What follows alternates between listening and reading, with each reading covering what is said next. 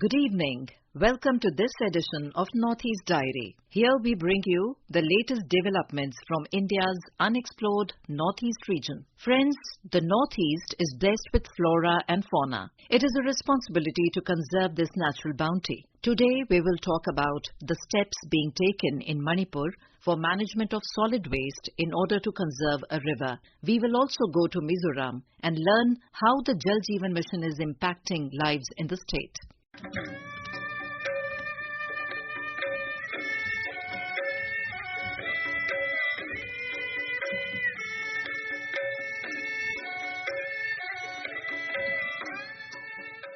Friends, we all know that the world is facing multiple environmental problems and we are worried about the future. One of the reasons for environmental degradation is mismanagement of solid waste, which is often found around us.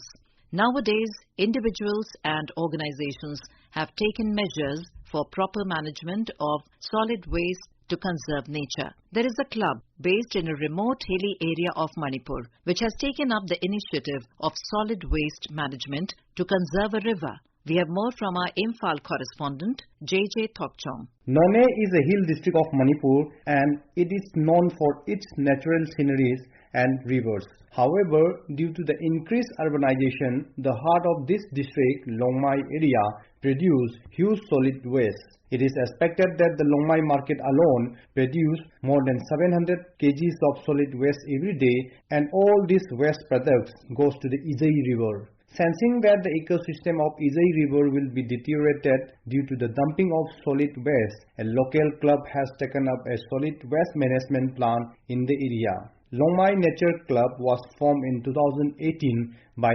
like-minded and educated few youths in an aim to conserve the surrounding nature.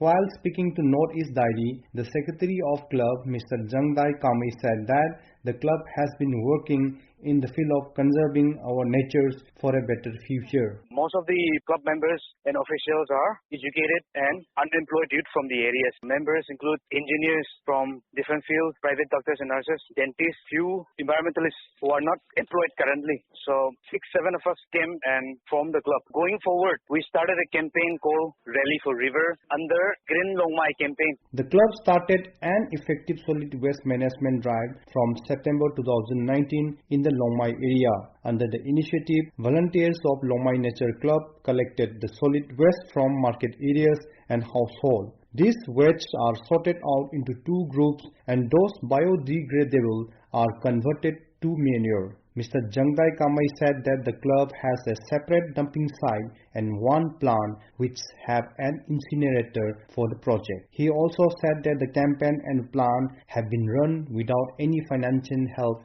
from the government. In order to prevent the pollution of river, we had to go ahead with the effective solid waste management process in the town. So we had to gather resources from ourselves, village authority. They donated piece of land measuring around 100 to 125 square feet, where we intend to use a piece of land for dumping the waste. We managed to buy second-hand Bolero pickup for collecting waste door to door. We appointed few volunteers within the club, and from time to time we change the volunteers depending on their availability. We started constructing the incinerator for burning the waste. It is time to fight together for the conservation of nature and stand against any act which cause harm to our environment. In such a moment, the effective solid waste management initiative taken by a club in a remote area of Manipur has given strength to mankind. This is J.J. Thokchong from Imphal for AIR News Northeast Diary.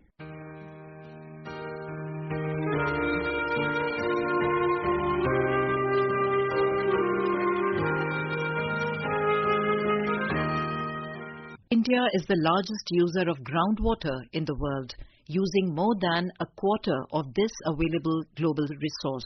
The groundwater currently caters to more than 60% of irrigated agriculture, 85% of rural drinking water supplies, and more than 50% of the urban water supplies.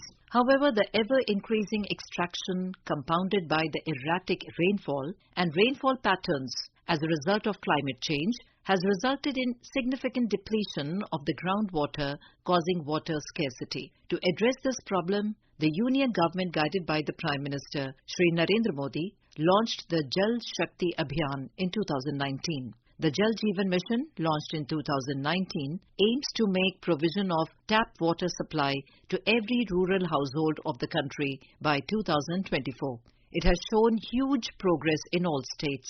Here is a report from our correspondent from Aizawl. Works under Jal Shakti Abhiyaan are gaining momentum in rural areas of Mizoram. Works are also in full swing under the Jal Jeevan Mission. According to official figures, there are over 1,33,000 rural households without tap water connection at the start of Jal Jeevan Mission in 2019, and presently over 77,000 households have received tap water connection. Officials said the remaining households will get tap water connection by 2024. Currently, under the Catch the Rain campaign, a steady progress is being noticed in the state. Catch the Rain campaign has instilled a zeal among the people and the functionaries in creating appropriate rainwater harvesting structures with people's active participation. Talking to AIR News, Superintendent Engineer of PHE Department, Mr. Lal Ropuya, highlighted the success under Jal Jeevan Mission. He also said as to why the Catch the Rain is one of the most important initiatives to achieve water sustainability. JJM Jal Jeevan Mission changed the lives of rural people in Mizoram. Earlier, they used to fetch water from distant sources, and the quality of which was not up to the mark. With the implementation of JJM, villages can now have better quality water in their premises. Due to the hilly terrain and soil porosity, the surface runoff is very fast. Therefore, particularly in Mizoram, we need to take more remedial measures to sustain the water sources. For this, the Jal Shakti Abhiyaan, which aims at catch the rain when it falls where it falls, have huge impact for resource sustainability. The village population are also mobilized to protect their water sources for future. Officials said Catch the Rain campaign has given excellent results in Siaha district, which has created a good number of water storage tanks. Individual households are also taking higher participation in terms of rainwater harvesting. Officials said the rainwater harvesting campaign is being organized periodically by the PHE department to train villagers how to capture, store and reuse rainwater. Officials added that as Mizoram lies in the southwest monsoon belt, it gets ample rainfall which can be stored for future use. With this, the PHE department is engaged with the task and has been creating water storage tanks, semi-dams and ponds in villages for storing rainwater. For Northeast Diary with Subhashish Chanda, Irene from Aizawl.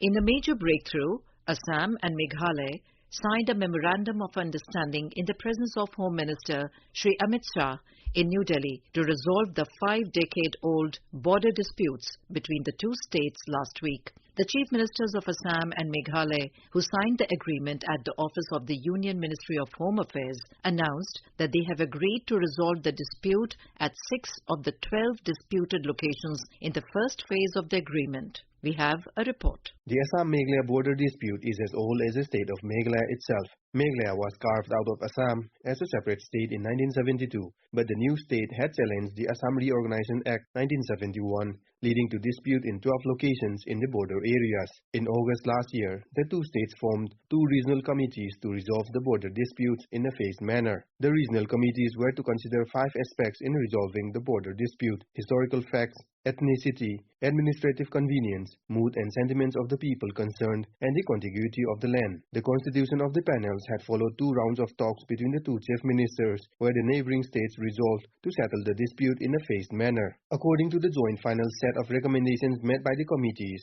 out of 36.79 square kilometer disputed areas taken up for settlement in the first phase, Assam will get full control of 18.51 square kilometer and Meghalaya will get 18.28 square kilometer. Following following the MOU signed between the two states in the presence of the Union Home Minister Amit Shah. Meghalaya Chief Minister Conrad K. Sangma stated, Today we have signed the agreement between Assam and Meghalaya in the presence of the Honorable Home Minister. And it's a historic day for the people of Meghalaya and Assam both, and for the Northeast region as a whole, because the 50-year-long dispute which has been there and the areas of differences which have been there, we have taken a major step towards finding a permanent solution to those problems. And we have signed today, agreed on 6 locations based on the MOU that was signed between Assam and Meghalaya on the 29th of January. And we will continue to work to finding solutions to the next 6 locations in the areas of differences that are there. So it's indeed a very historic day, and this is the best solution, as I said, that we have come up with, and we're hopeful that we'll be able to further work on the rest of the 6 areas of differences and come to a solution on those areas also in a very limited time. We will try to do our best to find a solution the fastest. As for the first phase, the two states have signed the MOU, and now the Parliament is going to put a stamp on it based on the survey that will be conducted soon. This is Rustam for Northeast Diary from AIR News, Shillong.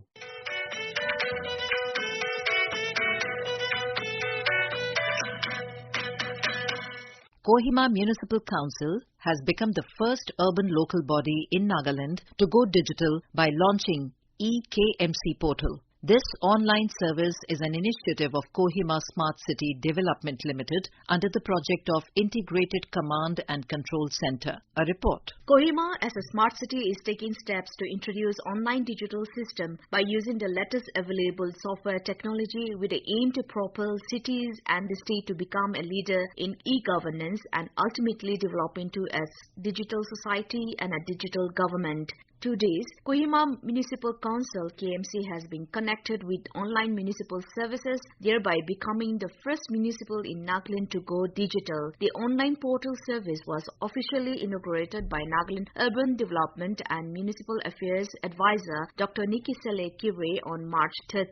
With this introduction of online portal, citizens can now apply for services such as trade license, sales permit, temporary permit, advertisement registration, residential registration, and others without physically visiting the KMC office. The portal is a complete end-to-end online system so that citizens and local entrepreneurs can apply for services from anywhere and at any time. The KMC office will also be able to process and approve applications completely online. The approved licenses and certificates will also be digital, and payment can be done both online and offline as per the convenience of the applicant. In addition, NIC has developed additional services for KMC through their Service Plus platform, which will be integrated to this eKMC as a single window system. This is Asanyo from AIR News Kohima for Northeast Diary.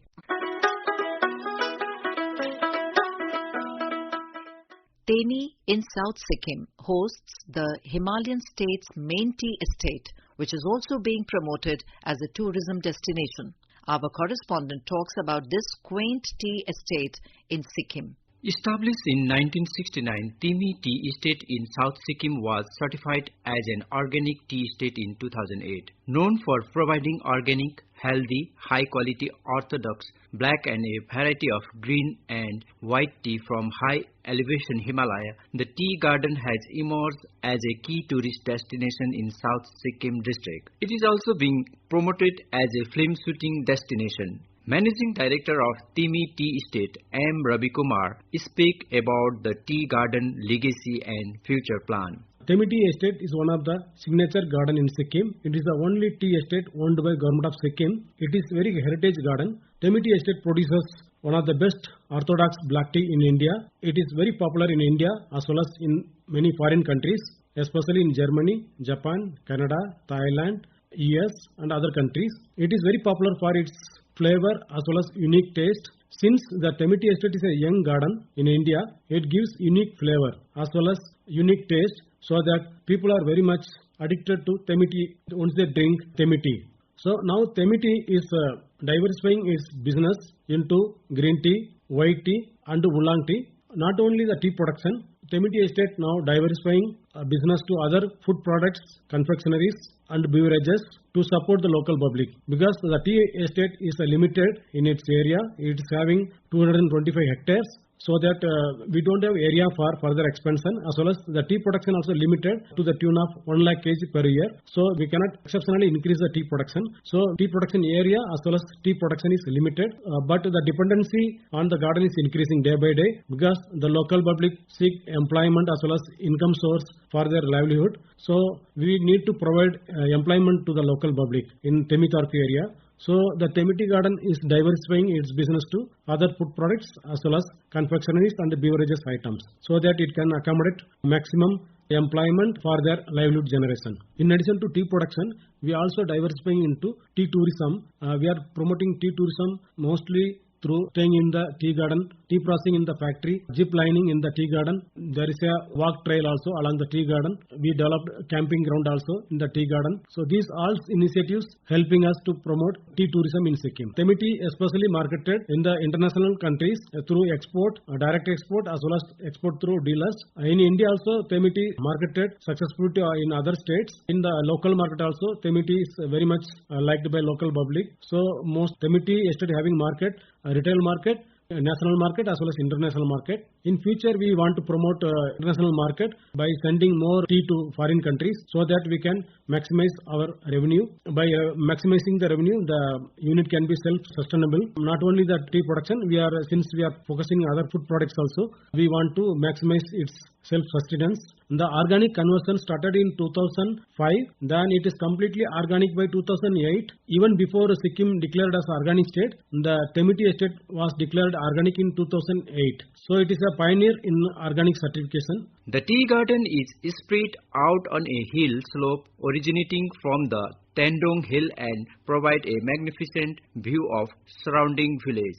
During the winter month, Temity Estate is lined with lush cherry trees, presenting a visual delight and drawing local and tourists. The Temity factory near the garden also welcome visitors to know about various processes of tea processing and production. With Saikat Sarkar, this is Diliram Dulal for Northeast Diary from AIR News, Gangtok.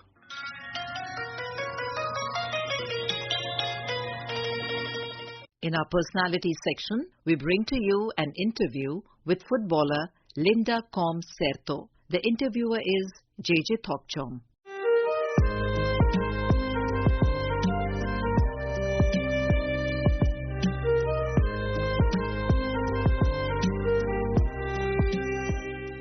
So friends, Manipur is known as a powerhouse of sports in India. Once again, a women footballer of Manipur has made Manipur proud by achieving top scorer award and most valuable player title in the recently concluded South Asian Football Federation SAF Under 18 Women's Championship 2022 held at Jamshedpur. India have been crowned champion of the championship, and Indian young striker Linda Kom Serto scored 5 goals and bagged the top scorer award and most valuable player title. Footballer Linda Kom Serto is from Khoirengtak village of Churachandpur district, Manipur. In today's Northeast Diary, we have a golden chance to have a brief conversation with Linda Kom Serto. Congratulations, Linda, for your achievement and welcome to our show. Thank you for inviting me to the Northeast Daily program. So, Linda, our listeners would like to know about your family background and how you started playing football in Manipur. When I was young, I saw boys playing football in the ground and I began to join them. That is how it started. I play first in Sai and after that Langthabal Club. I have 4 sisters and 1 brother. And my father name is Asung Kom and mother name is Chandani Kom. My 2 sisters is already married. One is Kipsunai Kom and another is Renekip Kom. Okay. And my brother name is Kingshan. Okay. When I was young, I saw boys playing football in the ground, and that game was my inspiration. I began to join them and I love football, and that is how it started my football career. After I played in my village 2 or 3 years, and after that I entered in the year 2016. And after that I played in club YWC club. After I entered in club YWC Langkawa, and I go to for national trial in Kohima, and I was selected and I played national. After that I was selected for international trial, and I go for international trial and I was selected and I play for Indian national women's. Okay, thank you, Linda. You have mentioned that you started your career from a village football ground, and from there you jumped to Sports Authority of India and then ultimately to the national team. So how do you feel when you got selected as a team member of Indian women football team? When I was selected for the national team, I feel very happy and I want to play more better football and to bring Indian proud, and I want to be the best striker in India. Okay, so what was your first international football match and how was your experience? And moreover, I mean, you started your football career from state level and got a chance to play in international teams. So how do you feel when you play the first international football match?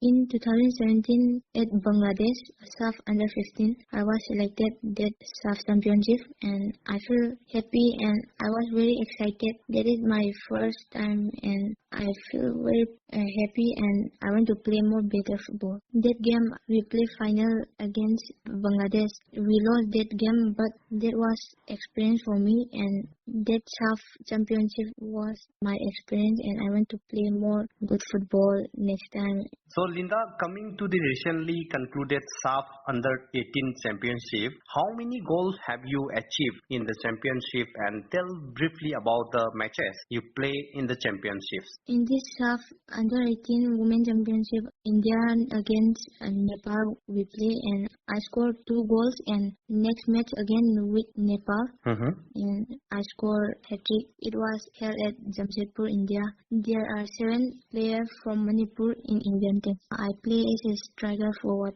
Our team was good and communication is also good, and we play better football and we can play more better football, I think, and that game was good communication and good performance what we did in practice and we apply in the match also. How many months you prepared for that championship? Did you have any coaching camp or any kind of camp for that championship? For that championship we prepared 1.5 months only. Camp was held at Jamshedpur and we practiced hard for that championship. So now you have played in SAF Under 18 Championship and got an award and title. What is your future plan? Now I play SAF Under 18 Championship 2022 and now my dream is to play better football and I want to play in Europe. There are many clubs in Europe and I want to join. One of the players from Manipur play in Europe also, Baladevi. I also want to play in Europe club. Okay, so how do you see the sports talent, especially in football, amongst the youth of Manipur? Do you have any message for them? Manipur is known as powerhouse of sport in India. They are talented among the young in different sport disciplines. One of the disciplines is football. So in Manipur, the younger generation play football in village ground. If the sport authority visit and identify talented footballer and groom them, then future footballer in the country will be proud. So my message to them is be patient, hard work, be disciplined. Thank you very much, Linda, for giving your valuable time to Northeast Diary, the entire team of Northeast Diary, which you a bright future. Thanks the team Northeast Diary for giving me an opportunity to interact. Thank you, the listener. So, listener, we have listened to a conversation with footballer Linda Komsarto from Manipur, who play as striker in the Under-18 Women Indian team, which cleaned SAF Under-18 Championship recently. Moreover, the striker bagged the top scorer award and most valuable player title in the championship.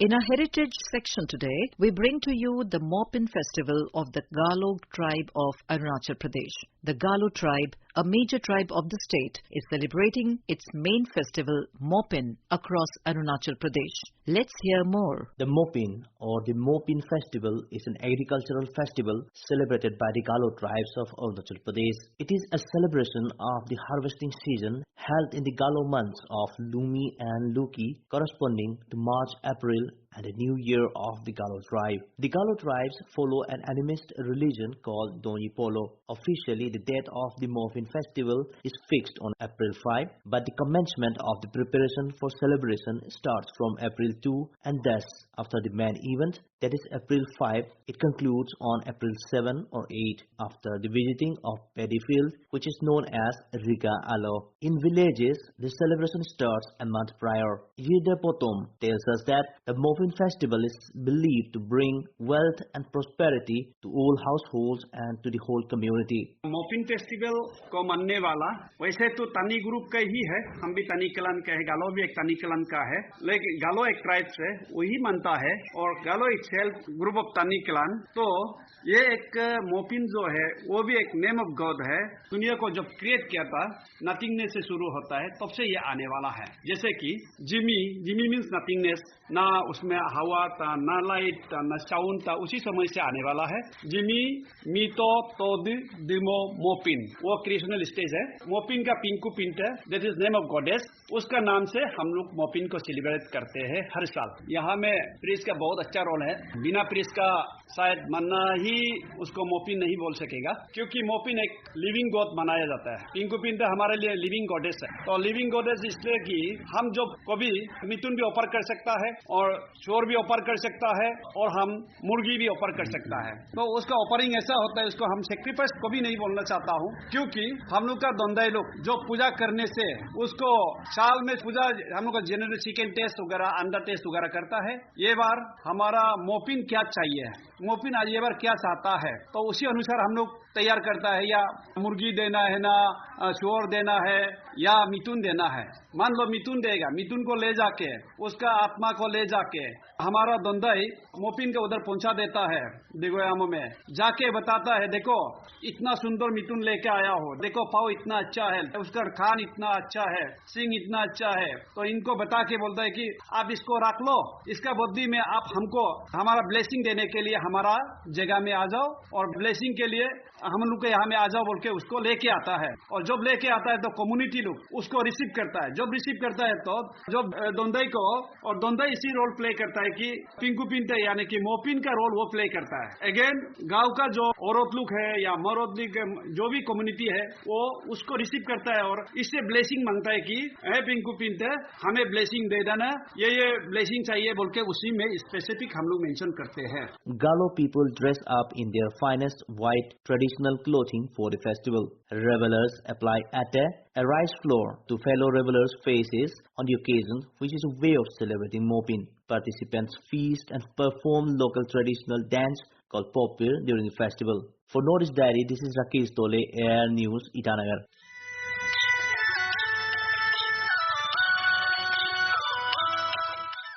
Now let us listen to a melodious song sung in the Mopin festival in Arunachal Pradesh.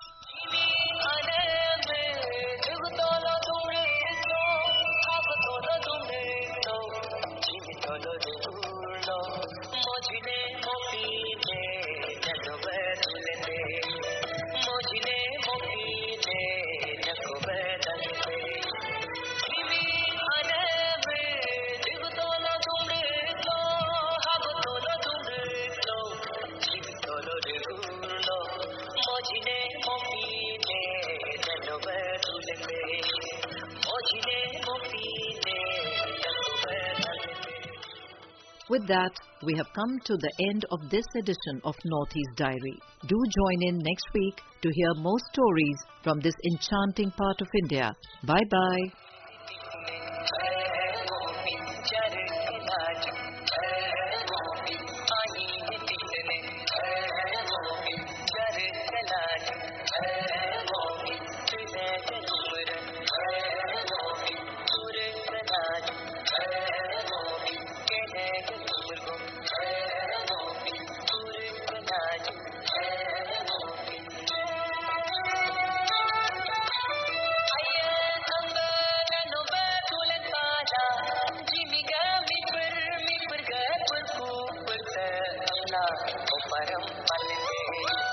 This program was presented by Anuja Kumar, scripted by Suparna Saikia, produced by Sharmila Goswami, and assisted by Kamlesh Mudgal. It was brought to you by the News Services Division of All India Radio.